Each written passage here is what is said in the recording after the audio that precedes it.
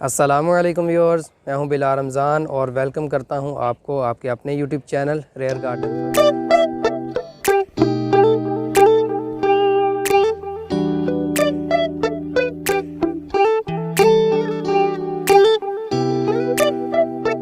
आज एवोकाडो पर मुख्तसर सी बात होगी 2 से 3 मिनट की फर्टिलाइजिंग के हवाले से। तो वीडियो को आपने स्किप नहीं करना, लास्ट तक देखना है। और वीडियो आपके लिए इन्फॉर्मेटिव थी या नहीं ये कमेंट करके ज़रूर बताना है। तो बात स्टार्ट करते हैं जी कि एवोकाडो के लिए कौन सा फर्टिलाइज़र सबसे बेहतर है। लेकिन उससे पहले अभी तक जिसने मेरा चैनल सब्सक्राइब नहीं किया वो चैनल को सब्सक्राइब कर लें और साथ वाले बेल आइकन पर लाजमी क्लिक करें ताकि हर नई आने वाली वीडियो का नोटिफिकेशन आपको मिल सके। एवोकाडो को फर्टिलाइज़र वैसे तो आप कोई सा भी दे सकते हैं, लेकिन एक तो बातों का ख्याल रखना पड़ेगा।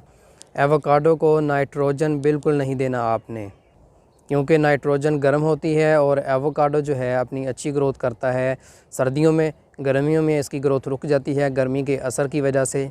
गर्मी से बचाने के लिए इसके लिए मुख्तलिफ़ इक़दामात किए जाते हैं ताकि इसके ऊपर गर्मी का असर ना पड़े और इसकी ग्रोथ अच्छी रहे।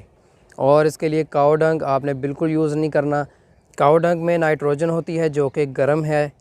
वैसे तो काऊ डंग प्लांट्स के लिए बहुत ही अच्छी मानी जाती है, लेकिन एवोकाडो के लिए ये जहर है। तो मेरे भाई आपने इस बात का ख्याल रखना है कि एवोकाडो के लिए नाइट्रोजन हरगिज़ यूज़ ना करने, वरना ये आपके प्लांट्स को जला देगा। अगर आपके प्लांट्स बड़े हैं, दरख्त बन चुके हैं और उसके ऊपर फ्लावर या फिर फ्रूट लग चुका है, तो अगर आप इसको नाइट्रोजन दे देंगे या काऊ डंग डाल देंगे तो ये सारा फ्रूट, सारे फ्लावर्स गिरा देगा। तो बेहतर है कि आप नाइट्रोजन ना यूज़ करें। अगर यूज़ करना भी है, NPK यूज़ कर रहे हैं तो लो नाइट्रोजन वाली फ़र्टिलाइज़र यूज़ करें जिसमें नाइट्रोजन की क्वांटिटी कम हो। फ़ॉस्फोरस और पोटाश आप भर भर के दें, बेशक कोई मसला नहीं है, जितनी मर्ज़ी क्वांटिटी में डाल दें, कोई मसला नहीं। लेकिन नाइट्रोजन आपने नहीं डालनी।